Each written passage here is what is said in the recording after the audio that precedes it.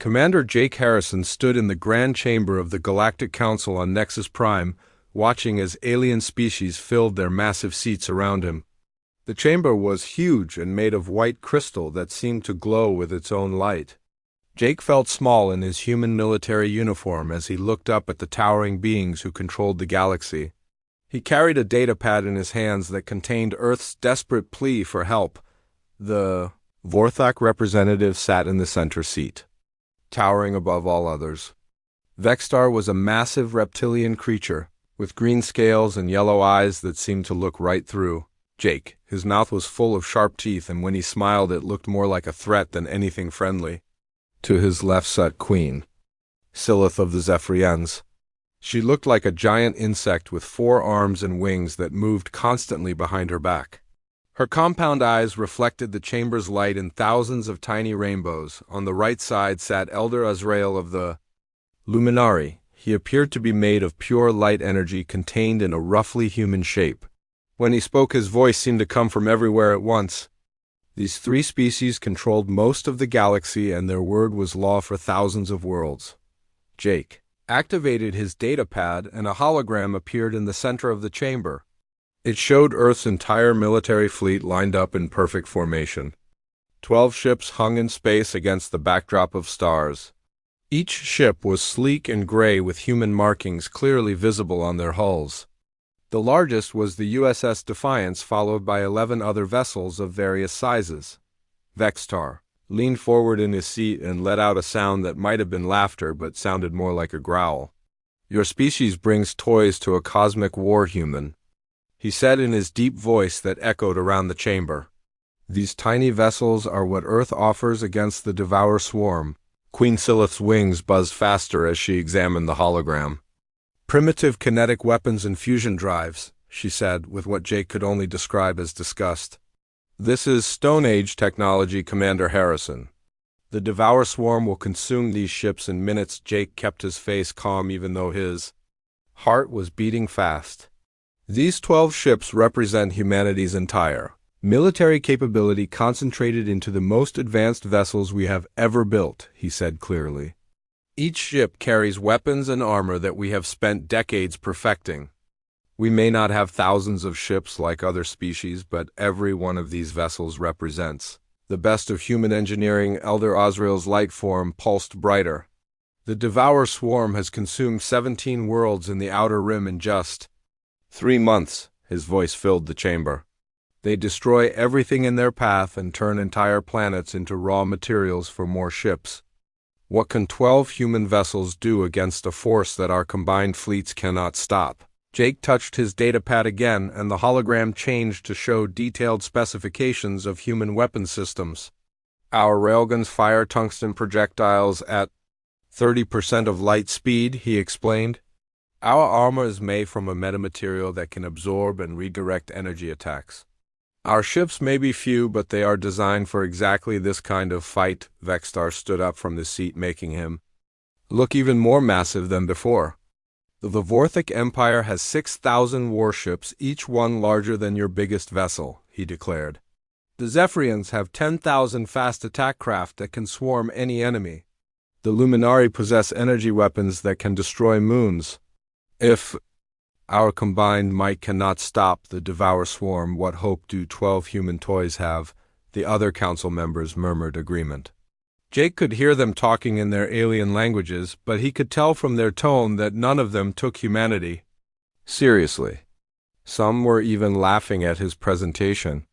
"The council will vote on Earth's request for military aid," announced Elder Azrael. The 3 main representatives touched controls on their seats, and lights appeared above each one. All 3 lights glowed red, meaning no. Within seconds, similar red lights appeared above every other council member's seat. The vote was unanimous against helping Earth. Queen Silith folded her 4 arms across her chest. "We cannot waste resources protecting a species that refuses to evolve beyond barbaric warfare," she stated. "Humanity should have developed energy shields and plasma weapons like civilized species. Instead of clinging to metal projectiles and chemical explosives." Jake felt anger building inside him, but kept his voice level. Earth will remember this decision, he said as he gathered his equipment. When the Devourer swarm reaches the inner colonies, do not expect humanity to forget how the Galactic Council responded to our request for alliance. Vexstar waved a clawed hand dismissively. Your species will be extinct within a year, human.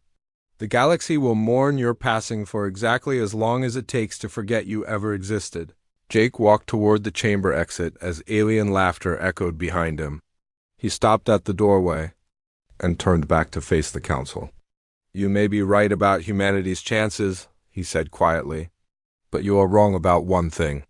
We do not know how to surrender, and we do not know how to run away. Whatever happens next, the galaxy will remember that humans faced the darkness standing up. The laughter grew louder as Jake left the chamber, but he noticed that Elder Azrael's light had dimmed slightly, and the ancient being was no longer making any sound. 3 months had passed since Commander Jake Harrison left the Galactic Council chambers. The Devourer swarm had consumed 5 outer rim colonies and was moving toward the more populated inner systems. Captain Lisa Monroe stood on the bridge of the USS Defiance, watching as her small fleet took defensive positions around Haven's Rest. The colony world was home to 3 million people who had nowhere else to run. Lisa was 35 years old with short brown hair and steady green eyes that never seemed to blink when things got dangerous. She had spent 15 years in Earth's military and commanded the Defiance for the last 2. Her crew trusted her completely because she had never let them down before. Today would test that trust like never before. Lieutenant Ben Curtis sat at the tactical station running final checks on the ship's weapons systems. He was a thin man with black hair who could calculate firing solutions faster than most computers. Next to him sat Ensign Amy Rodriguez at the navigation console. She was young and nervous, but had the best instincts for space movement that Lisa had ever seen. Amy kept checking their position and plotting escape routes, even though everyone knew there would be no running from this fight. Captain, the enemy fleet has arrived at the edge of the system, announced Ben as his console lit up with contact markers. The main screen showed what looked like a dark cloud blocking out the stars. As the image focused, the cloud resolved into individual ships, thousands of them in perfect geometric formations that stretched as far as the sensors could detect. Lisa activated the fleet communication channel. All ships, this is Defiance Actual. Take your assigned positions and prepare for combat.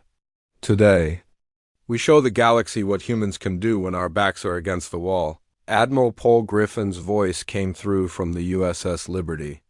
The admiral was an older man with gray hair and scars from previous battles. He commanded the fleet from his flagship positioned in the center of the human formation. All vessels confirm ready status. We may be outnumbered, but we are not outfought. Make every shot count. The Devourer swarm ships were unlike anything in the galactic database. They looked like black metal triangles with no visible weapons or engines.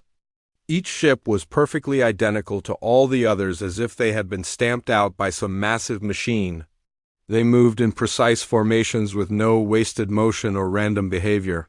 The swarm was a hive mind that thought and acted as a single, massive organism. Enemy vessels are charging weapons, reported Ben. I'm reading massive energy buildups across their entire front line. Whatever they're planning to hit us with, it's going to be big. Lisa gripped the arms of her command chair. All ships brace for incoming fire. Activate armor systems and prepare to return fire on my command. The space between the fleets lit up as thousands of plasma beams lanced out from the Devourer swarm vessels. The energy weapons were bright blue and left trails of ionized gas as they crossed the void. Each beam carried enough power to vaporize a normal starship. The human fleet should have been destroyed instantly. Instead, something impossible happened. The plasma beams struck the human ships and seemed to disappear into their hulls. The USS Defiance shuddered as energy washed over it, but remained completely intact. Lisa felt her ship absorb the attack like a sponge soaking up water. Hull temperature rising, but staying within safe limits, called out Amy from her station. The TerraSteel armor is absorbing and redirecting the energy just like the tests predicted. We're still here, Captain. Lisa smiled for the first time in months. The metamaterial armor that covered every human ship was humanity's greatest secret. It had taken 20 years to develop and another 10 to manufacture enough to protect the fleet. The armor could absorb energy attacks and convert them into power for the ship's own systems. The more the enemy shot at them, the stronger the human ships became. All ships return fire, ordered Admiral Griffin. Let's show them what human weapons can do. The 12 human ships opened fire simultaneously. Instead of energy beams, their weapons launched solid projectiles at incredible speed. The railguns used magnetic fields to accelerate tungsten rods to 30% of light speed. Each projectile carried the kinetic energy of a small nuclear weapon. The tungsten rods struck the Devour swarm ships and punched clean through their hulls. Unlike the energy weapons that most species used, the human projectiles could not be absorbed or deflected. They simply smashed through everything in their path. The first salvo destroyed dozens of enemy ships in spectacular explosions. Direct hits across the board, reported Ben with excitement in his voice. Their armor is designed to stop energy weapons, but it can't handle kinetic impact. We're punching right through them. The Devour swarm's perfect formations suddenly became confused. Ships that had moved in precise patterns started to scatter and regroup. The hive mind was experiencing something it had never encountered before. Its weapons were useless and its defenses were failing. Captain Roy Bennett's voice came over the communication channel from the USS Vengeance. Defiance, this is Vengeance. We have multiple enemy ships breaking formation and trying to flank us. Looks like they're adapting to our tactics. Lisa studied the tactical display as the enemy fleet began to spread out. The swarm was learning that direct assault would not work against the humans. They were trying to surround the small human fleet and attack from multiple directions. Amy, plot us a new course, ordered Lisa. Take us around their left flank and give Ben a clear shot at their command ships. If we can disrupt their coordination, we might have a chance. The USS Defiance turned and accelerated toward a group of larger swarm vessels. Lisa could see them trying to organize a response, but they moved too slowly. Human ships were designed for speed and agility, while the swarm relied on overwhelming numbers. Firing solution locked, announced Ben. 3 command vessels in formation dead ahead. Fire all weapons, ordered Lisa. The Defiance's main railgun fired, followed by its smaller secondary weapons. The tungsten projectiles streaked across space and slammed into the enemy command ships. 2 of them exploded immediately, while the third began to spin out of control with massive holes torn through its hull. Around them, the rest of the human fleet was having similar success. Each ship fought with the skill and determination that only came from knowing they were protecting their home. The USS Liberty concentrated its fire on the largest enemy ships, while smaller vessels like the USS Courage and USS Ono worked together to eliminate groups of fighters. The battle raged for 2 hours, with neither side able to gain a decisive advantage. The human ships were vastly outnumbered, but their superior technology and tactics kept them in the fight. The Devour swarm kept trying new approaches, but could not find a way to overcome the human advantages. Finally, Admiral Griffin's voice came over the fleet channel, sounding tired but determined. All ships fall back to Rally Point Alpha. We've bloodied their nose, but they have reinforcements coming. Time to show them that humans know how to pick their battles. As the human fleet withdrew from the battlefield, Lisa looked at the tactical display showing the damage they had inflicted. Over 300 enemy ships destroyed with no human losses. It was the first time anyone had fought the Devour swarm and won. News of humanity's victory at Haven's Rest spread across the galaxy faster than light-speed communication could carry it. In the crystal chambers of the Galactic Council on Nexus Prime, the same alien leaders who had mocked Earth's tiny fleet now watched battle recordings with growing amazement. The impossible had happened, and 12 human ships had defeated a Devour swarm attack force. Council leader Vexstar sat in his massive chair, staring at the holographic display showing human ships dancing through enemy formations. His yellow reptilian eyes tracked every movement as the USS Defiance led a flanking attack that destroyed 3 command vessels. The Vorthak had never seen such precise coordination from such a small force. Run the weapons analysis again, demanded Vexstar in his deep, growling voice. The hologram shifted to show slow-motion footage of human railguns firing. The tungsten projectiles moved so fast they were barely visible even when slowed down. When they struck Devour swarm ships, the results were devastating. Hull plating that had withstood the combined firepower of 3 galactic navies was torn apart like paper. Queen Silith of the Zephyrians buzzed, her wings nervously as she studied the human armor technology. Her compound eyes could see details that other species missed, and what she saw troubled her greatly. "Their hull plating is absorbing our plasma weapons completely," she said in her clicking voice. "The energy is being converted and redistributed throughout their ship systems. This technology is at least 2 centuries ahead of anything we possess." Elder Azrael's light form pulsed with what might have been confusion. The ancient luminary had existed for thousands of years and thought he had seen every possible weapon and defense system. "How did we fail to detect this level of advancement?" His voice echoed through the chamber. "Our intelligence networks monitor every species in the galaxy. Earth's technology readings showed them to be primitive compared to our own." General Thrak of the Vorthic military stood at attention before the council. He was a smaller version of Vexstar, but covered in battle scars from 100 campaigns. His report contained details that made even experienced military leaders uncomfortable. "The humans are using deception on a scale we have never encountered," he explained. "Their ships appeared to be simple kinetic weapon platforms, but they contain technology that makes our best vessels look obsolete." The hologram changed to show Captain Lisa Monroe's tactical genius in action. The USS Defiance moved through the enemy formation like it could predict where every shot would be fired. Her ship would be in exactly the right position to avoid incoming plasma beams while launching devastating return fire. Other human vessels followed her lead, creating overlapping fields of destruction. "Study their movement patterns," ordered Vexstar. No commander could react that quickly to enemy fire. "They must have some form of advanced prediction system." General Thrak activated his own datapad. "Our analysts believe they are using quantum probability calculations to predict enemy actions several seconds before they occur. Combined with their superior engine technology, this gives them an enormous tactical advantage in space combat." The most shocking footage came from the USS Retribution, commanded by Captain Kate Williams. Her ship had been surrounded by 50 swarm vessels firing from all directions. Instead of trying to escape, she had ordered full power to engines and rammed straight through the largest enemy ship. The human vessels' reinforced hull cut through the alien craft like a blade emerging from the other side with minimal damage. Queen Silith's wings stopped moving entirely as she watched the ramming attack. "Impossible," she whispered. "No ship hull can withstand that kind of impact.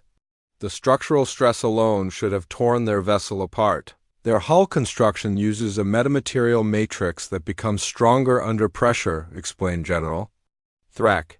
"The more force applied to their armor, the more resistant it becomes. They have turned physics itself into a weapon." Elder Azrael dimmed his light as he processed the implications. "If humanity possesses this level of technology, why did they request our assistance? They clearly do not need our help to fight the Devour swarm." The question hung in the air like a physical presence. Every council member was thinking the same thing, but none wanted to voice it. Had humanity's request for alliance been a test of galactic politics rather than a plea for help? Were the humans evaluating potential allies rather than begging for assistance? The hologram shifted again to show the aftermath of the battle. Human ships moved through the debris field, collecting data and salvaging enemy technology. Their movements were methodical and professional, showing no signs of the panic or celebration that might be expected after such an unlikely victory. "They are treating this as a learning experience," observed Queen Silith. "Most species would be celebrating a miraculous survival. The humans are already preparing for the next engagement." Captain Roy Bennett's USS Vengeance appeared on screen, providing covering fire for smaller human vessels. His ship moved with the same deadly precision as all the others.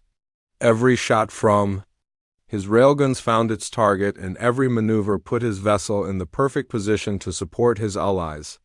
The human fleet fought like a single organism with 12 separate bodies. Their coordination exceeds even the Devour Swarm's hive.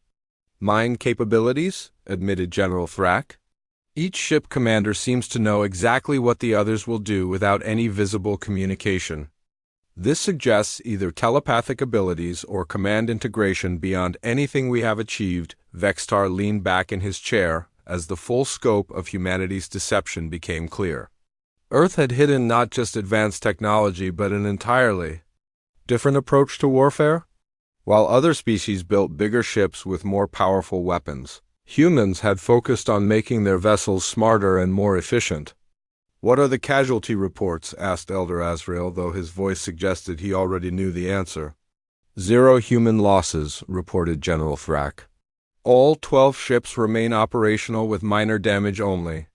Enemy losses exceed 300. Confirmed kills with several more vessels severely damaged." The silence that followed was broken only by the soft humming of the chamber's crystal walls. 3 of the galaxy's most powerful military leaders had just witnessed a tiny human fleet accomplish what their combined navies could not. The species they had dismissed as primitive had just redefined space warfare. "The humans are withdrawing to Earth's solar system," continued General Thrak. "Long-range sensors show the Devour Swarm massing for a major counterattack. Intelligence. Estimates over 10,000 enemy ships are converging on human space." Queen Silith's wings began moving again, but slowly. 10,000 ships against 12. Even with their technological advantages, the humans cannot survive those odds. Elder Azrael's light pulsed brighter as he reached a decision. "Emergency session. Contact all member species immediately. We must vote on providing immediate military assistance to Earth before it is too late." Vextar stood up from his chair, towering over the assembly. "The Vorthic Empire will commit our entire battle fleet to assist humanity. We cannot allow such courage and ingenuity to be destroyed by our previous arrogance." As council members began contacting their home governments, a single thought ran through every mind present. They had been wrong about humanity, and that mistake might cost the galaxy its greatest defenders. The Devour Swarm had learned from its defeat at Haven's Rest and was coming to Earth with everything it had. Admiral Paul Griffin stood in the command center of the USS Liberty, watching sensor displays that showed over 10,000 enemy ships approaching the solar system. The human fleet had been reduced to 8 vessels after the fighting retreat from the outer colonies. They would make their final stand here among the worlds that had given birth to their species. Captain Lisa Monroe sat in her command chair aboard the USS Defiance, feeling the weight of her brother Danny's sacrifice. Lieutenant Commander Danny Monroe had stayed behind in the damaged USS Courage to buy time for civilian evacuation transports.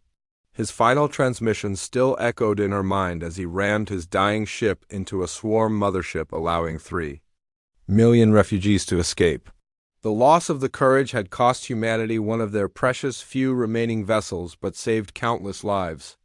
"Admiral, we have incoming communications from the Galactic Council," announced the Liberty's communication officer. Admiral Griffin accepted the transmission, and Elder Azrael's glowing form appeared on the main screen. The ancient luminary looked different than before, with his light seeming dimmer and more focused. "Admiral Griffin, the Galactic Council has voted unanimously to provide immediate military assistance to Earth," said Elder Azrael in his echoing voice. "Our combined fleets are en route to your position, but our fastest ships will not arrive for another 8 hours. Can you hold out until reinforcements arrive?" Admiral Griffin studied the tactical displays showing the massive enemy force bearing down on them. 8 human ships against 10,000 swarm vessels. The odds were impossible, even with their technological advantages. "We will do what humans have always done, Elder Azrael," he replied firmly. "We will stand our ground and fight until the last shot is fired." The transmission ended, and Admiral Griffin turned to address his bridge crew. These men and women had served with him for years and had never once questioned his orders. Today he was asking them to face certain death with the same calm professionalism they had shown in every previous battle. All ships, this is Liberty Actual, he announced on the fleet command channel. The Galactic Council is sending help, but we need to buy them time. Take defensive positions in the asteroid belt and prepare for the largest space battle in human history. Whatever happens here today, the galaxy will remember that humanity faced the darkness without flinching. Captain Lisa Monroe acknowledged the order and turned to her bridge crew. Lieutenant Ben Curtis was already calculating firing solutions for targets that were still hours away. His thin face was set in concentration as he worked to squeeze every advantage from their weapon systems. Ensign Amy Rodriguez plotted courses through the asteroid field that would give them the best defensive positions while maintaining mobility for tactical maneuvers. "Ben, how many shots do we have left for the main railgun?" asked Lisa as she reviewed their ammunition status. The fighting retreat from the outer colonies had used up most of their tungsten projectiles. Each shot had to count because there would be no resupply. 47 rounds for the main gun, Captain, replied Ben without looking up from his calculations. Secondary railguns have 120 rounds each. After that, we'll be down to point defense systems and whatever we can improvise. Amy looked up from her navigation console with worry in her young face. Captain, I've been running probability calculations on our defensive positions. Even with the asteroid field providing cover and our technological advantages, the enemy can simply overwhelm us through sheer numbers. Lisa reached over and squeezed Amy's shoulder gently. That's why we're here, Amy. Someone has to stand between the swarm and Earth. Our job is not to win this battle, but to make sure that when the Council fleets arrive, there is still a human world worth saving. The USS Retribution moved into position near a cluster of large asteroids. Captain Kate Williams had volunteered to take the most dangerous position where she would face the first wave of enemy attackers. Her ship showed battle damage from ramming actions in previous engagements but remained fully operational. Kate was known throughout the fleet for her aggressive tactics and refusal to back down from any fight. Captain Roy Bennett positioned the USS Vengeance behind a massive asteroid that had been hollowed out and equipped with defensive systems. His ship would provide long-range fire support for the other vessels, while using the asteroid's bulk as protection from enemy plasma weapons. Roy was the fleet's best marksman and could hit targets at ranges that other captains considered impossible. As the human fleet prepared for battle, the civilian population of Earth watched from their homes, knowing that 8 ships were all that stood between them and extinction. Children who had grown up hearing stories about human courage were about to see it tested in the ultimate trial. Parents held their families close while hoping that their military had one more miracle left to perform. Enemy fleet entering the outer system, announced Ben as his tactical display lit up with contact markers. The Devour swarm ships moved in perfect formation like a dark wave washing across space. They had learned from their previous encounter and were approaching more cautiously with scout units probing ahead of the main force. Admiral Griffin's voice came over the command channel one last time before battle was joined. All ships remember your training and trust your equipment. We have the best technology in the galaxy and the strongest reason to fight. Protect your homeworld and make every shot count. Liberty out, the first swarm scout ships entered the asteroid belt and immediately came under fire from hidden human positions. The USS Defiance's railgun spoke, first sending a tungsten projectile through 3 enemy vessels before they could react. The USS Vengeance followed up with a barrage that created an expanding debris field in the enemy formation. But for every swarm ship destroyed, 10 more took its place. The enemy force was so large that it seemed to fill space itself. Wave after wave of black triangular ships poured into the asteroid belt, firing plasma weapons that turned the ancient rocks into clouds of superheated gas. They're using the asteroids against us, called out Amy as enemy fire began vaporizing their cover. The plasma is turning the rock into molten projectiles. Lisa gripped her command chair as the Defiance shook under incoming fire. The terrasteel armor was absorbing most of the energy, but the sheer volume of enemy fire was beginning to overwhelm their defensive systems. Warning lights flashed across the bridge as hull temperature climbed toward dangerous levels. "Ben, target their command ships," ordered Lisa. If we can disrupt their coordination, we might be able to create some confusion in their ranks. The main railgun fired again, destroying a large swarm vessel that had been directing the attack formations. But immediately another command ship moved forward to take its place. The enemy had learned to maintain redundant command structures that could not be easily disrupted. Around them, the other human ships were fighting with desperate courage, but the odds were simply too great. The USS Honor took multiple plasma hits and began venting atmosphere from several hull breaches. The USS Victory's main engines were damaged, leaving her vulnerable to concentrated enemy fire. "Admiral, this is Retribution," came Captain Kate Williams' voice over the communication channel. "I'm surrounded and taking heavy fire.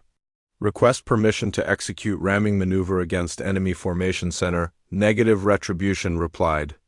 "Admiral Griffin, immediately. All ships maintain defensive positions and conserve ammunition. Help is coming," but everyone on the bridge of the USS Defiance knew the truth. 8 hours was an eternity in space combat, and the enemy force was simply too large to hold off for that long. The human fleet was buying time with their lives, but even their advanced technology had limits when facing such overwhelming numbers. Lisa looked at the tactical display showing thousands of enemy contacts surrounding their small force. In a few more hours, the Devour swarm would break through their defenses and Earth would be next. Humanity's last stand had begun. The Devour swarm poured into Earth's solar system like a black tide, expecting to find the same 8 human ships they had been fighting for hours. Instead, they encountered their first surprise as the asteroid belt erupted in perfectly timed explosions. Hidden mining charges that had been placed decades earlier detonated in sequence, creating massive debris fields that damaged hundreds of enemy vessels. Captain Lisa Monroe watched from the bridge of the USS Defiance as chunks of rock and metal tore through swarm formations at incredible speeds. The asteroids had been weaponized using humanity's mining technology and turned into the largest defensive minefield in galactic history. But this was only the beginning of what Earth had prepared for this moment. "All ships, this is Admiral Griffin," came the transmission from the USS Liberty. "Execute Zeus protocol immediately. It's time to show these machines what human engineering can really do." Lisa felt her heart race as she gave the order that would reveal humanity's greatest secret. "Ben, activate Zeus Protocol Authorization Alpha 77, she commanded. Around her, the bridge crew prepared for what they all knew would be either humanity's greatest victory or their final battle.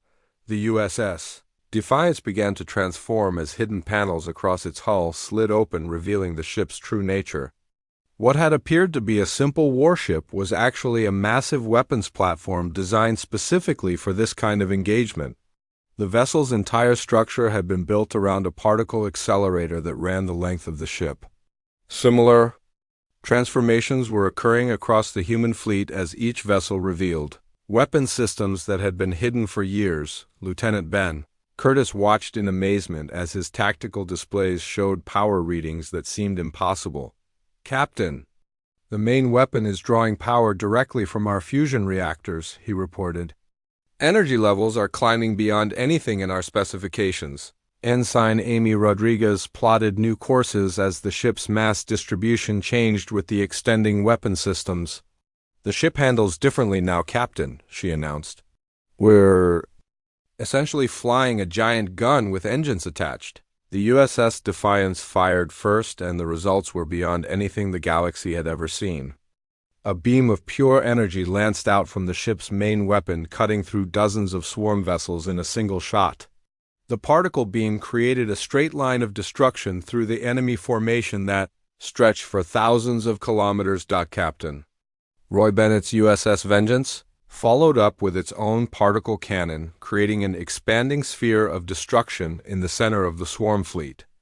The USS Retribution, commanded by Captain Kate Williams, added her firepower to the barrage, turning space itself into a killing field where no enemy ship could survive. But the real shock was yet to come as Earth itself began to reveal its true nature. The planet's surface opened like a giant flower as massive defensive installations rose from hidden underground positions.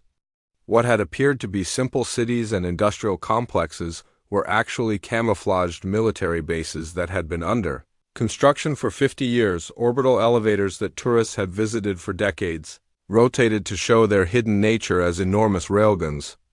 The structures that had lifted cargo to orbit were actually the barrels of weapons so large they could be seen from space. Each elevator could fire projectiles the size of buildings at speeds that turned them into planet-killing weapons. Admiral. Griffin's voice carried across all channels as Earth's true military might was revealed to the galaxy. "Did you really think 12 ships were all we had?" he announced. "Every human world, every space station, every mining colony has been preparing for this day. You wanted to see humanity's true military power. Welcome to Earth." The hidden installations opened fire, simultaneously creating the most devastating barrage in galactic history. Tungsten rods the size of skyscrapers launched from the orbital elevators, while ground-based particle cannons sent beams of destruction across the solar system. The Devour swarm found itself caught in a crossfire that came from every direction at once. Luna Base revealed massive missile batteries that had been disguised as research facilities.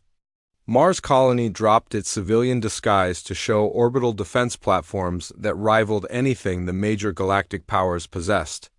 The asteroid mining stations throughout the system suddenly bristled with weapons that had been hidden among the industrial equipment. Captain Lisa Monroe realized that humanity had been playing a game of deception on a scale that the galaxy had never imagined. While other species focused on building larger fleets, humans had turned their entire solar system into a fortress. Every human installation, from the smallest mining outpost to the greatest cities, had been designed with hidden military capabilities. "The swarm is trying to retreat," reported Ben as enemy formations began to scatter in all directions. "They're breaking off the attack and heading for the outer system. But there would be no escape for the machines that had terrorized the galaxy." Human ships moved to block every exit route while the fixed defenses continued their devastating fire. The USS Defiance laid a pursuit formation that herded fleeing enemy vessels into carefully prepared kill zones where they could be eliminated systematically. The battle for Earth became a rout as the Devour swarm discovered that humans had been preparing for exactly this scenario for decades. Every weapon was perfectly positioned, every defensive system had been tested and refined, and every tactical plan had been practiced until it became second nature. Captain Kate Williams aboard the USS Retribution led the final assault on the swarm's command ship. The massive enemy vessel tried to escape but found itself surrounded by human ships that moved with deadly precision. Kate's particle cannon tore through the command ship's hull while her boarding parties prepared for the most dangerous mission of the war. "This is Retribution Actual," came Kate's voice over the communication channel. "We're going aboard their command ship to capture whatever passes for their brain. If we can take their central intelligence alive, we might be able to end this threat permanently." The boarding action was swift and brutal as human soldiers in advanced combat armor fought through the alien ship's corridors. The swarm's individual units were dangerous, but they were designed to work as part of a hive mind. Cut off from central command, they became confused and ineffective against human tactics. Within hours, the impossible had happened again. The Devour swarm that had consumed entire star systems was defeated by a species that most of the galaxy had dismissed as primitive. The central intelligence was captured, and the remaining enemy ships surrendered or fled to the empty spaces between galaxies. Admiral Griffin stood on the bridge of the USS Liberty, looking out at the debris field that had once been the galaxy's greatest threat. Around him, human and alien rescue ships worked together to save survivors and salvage valuable technology. The war was over, but humanity's real work was just beginning. "Communications from the Galactic Council fleet," announced his officer. "They're requesting permission to enter the system, Admiral." Griffin smiled as he realized that the galaxy would never again underestimate humanity's capabilities. "Grant them permission," he ordered. "Let them see what happens when you give humans time to prepare." The Galactic Council fleet arrived at Earth to find the impossible had become reality. The Devour swarm that had terrorized civilized space for decades was nothing more than scattered debris drifting between the planets. Human ships moved through the wreckage with calm efficiency, while massive orbital installations that had been hidden for generations now stood revealed in all their deadly glory. Council Leader Vextar stood aboard his flagship, staring at the tactical displays that showed Earth's true defensive capabilities. The planet was not just protected by 12 ships, as he had believed, but by an entire solar system that had been converted into the most powerful military installation the galaxy had ever seen. Every moon, every asteroid, and every space station bristled with weapons that made his own empire's defenses look primitive. Commander Jake Harrison materialized on Vextar-S bridge as a holographic projection transmitted from Earth's surface. The human looked exactly the same as he had months earlier when he had been dismissed from the council chambers, but now his words carried the weight of proven strength rather than desperate pleading. "Council Leader Vextar," said Jake in his calm, steady voice, "Earth welcomes the Galactic Council fleet to our solar system. We appreciate your offer of assistance, but as you can see, the situation is well in hand." Vextar felt something he had rarely experienced in his long life: shame. His reptilian features could not hide the emotion as he remembered his own words, dismissing humanity as primitive and their fleet as toys. "Commander Harrison," he said in his deep voice, "the Galactic Council owes humanity a formal apology for our previous actions. We failed to recognize your species' true capabilities and nearly cost the galaxy its greatest defenders." Jake's expression remained neutral, but Vextar could see something in the human's eyes that had not been there before. Respect had been earned through action rather than words. "Council Leader, the past is behind us," Jake replied. "What matters now is the future and what we do with the peace we have won together." Captain Lisa Monroe stood on the bridge of the USS Defiance, watching as alien vessels approached her ship. The same species that had laughed at humanity's small fleet were now requesting permission to study human technology and tactics. Her crew worked alongside alien scientists, sharing knowledge that had been developed in secret for decades. Lieutenant Ben Curtis was explaining human railgun technology to a group of Zephyrian engineers. His thin face showed patience as he answered their questions about magnetic field manipulation and projectile acceleration. The insects had been amazed to discover that kinetic weapons could be more effective than energy beams in certain situations. Ensign Amy Rodriguez demonstrated human navigation computers to Luminari, technicians who had thought their own systems were the most advanced in the galaxy. The young woman's skill at three-dimensional maneuvering impressed beings who existed partly outside normal space.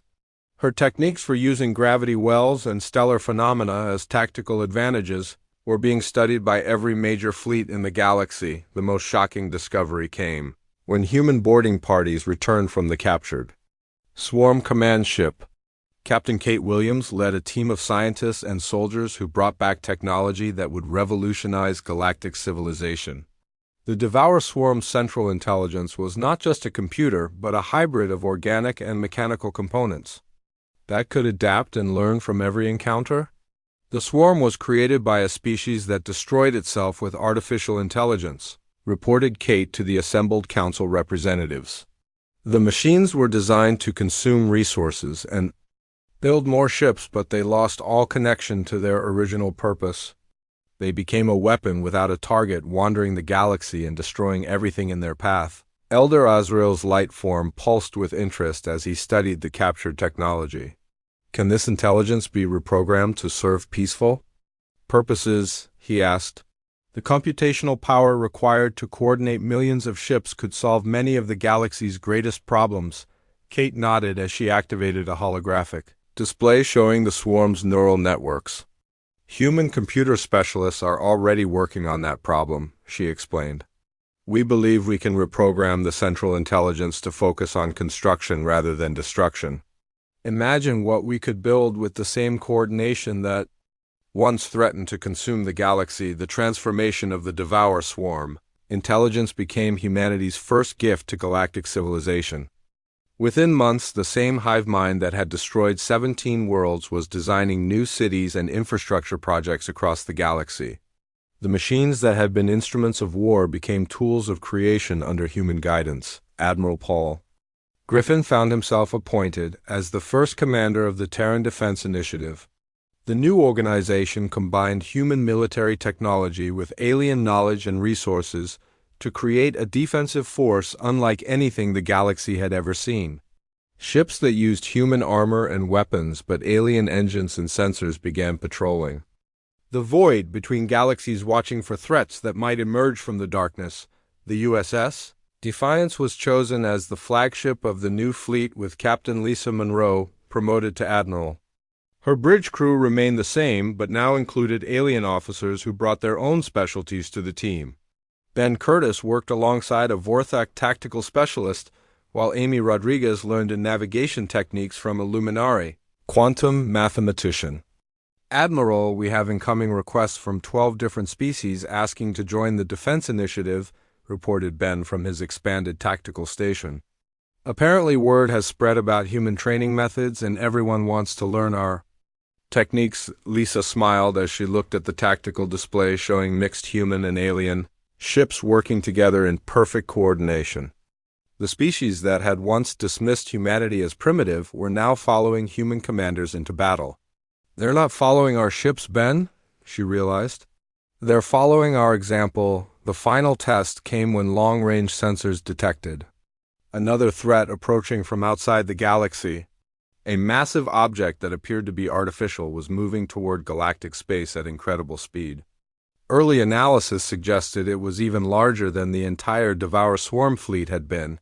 Commander Jake Harrison returned to the Galactic Council chambers, but this time as Earth's representative to a partnership of equals. The crystal halls that had once echoed with alien laughter at human weakness now hosted serious discussions about galactic defense. Humanity had earned its place not through conquest but through courage. The new threat will arrive in approximately 18 months. Jake announced to the assembled council. Our combined fleets are already moving to intercept, but we need to prepare for the possibility that this enemy is even more dangerous than the swarm. Vextar leaned forward in his chair, but this time his expression showed respect rather than dismissal. What does Earth recommend, Commander Harrison? He asked. Your species has proven that sometimes the smallest forces carry the greatest strength. Jake activated a holographic display showing the new defensive plans that human strategists had developed. We recommend a layered defense using the same principles that protected Earth, he explained. Every world, every system, and every species contributes what they do best to a coordinated response. The galaxy defended not by any single fleet, but by every civilization working together. The vote was unanimous for the first time in Galactic Council history. Every species committed their full resources to the defense against the unknown threat. Human technology would be shared freely, while alien knowledge and manufacturing capabilities would support the war effort. The galaxy had learned that survival required cooperation rather than competition. As Jake left the council chambers for the final time, he reflected on how much had changed since his first visit. Humanity had arrived as supplicants begging for help and was leaving as leaders of the greatest military alliance in galactic history. The species that had been mocked for their tiny fleet was now teaching the galaxy how to fight. Admiral Lisa Monroe stood on the bridge of her flagship, looking out at a mixed fleet of human and alien vessels preparing for humanity's greatest challenge. The void between galaxies held threats that no single species could face alone, but together they had the strength to defend everything they held dear. The galaxy had found its protectors, and they wore the insignia of Earth.